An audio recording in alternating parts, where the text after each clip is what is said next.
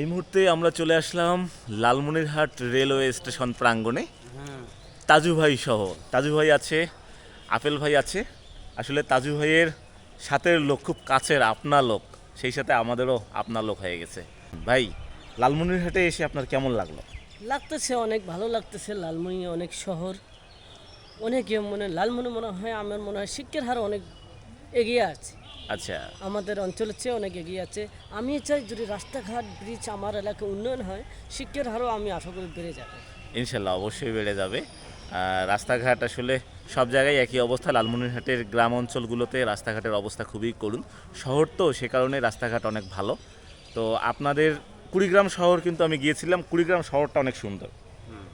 But আপনার যে Narayanpur union, সেখানকার ভিডিও দেখে বুঝেছি যে অবস্থা খুবই খারাপ। তবে অবশ্যই কর্তৃপক্ষ এ বিষয়ে সজাগ দৃষ্টি দিবেন সবখানেই আর কি। কি বলেন রাজু ভাই? অবশ্যই।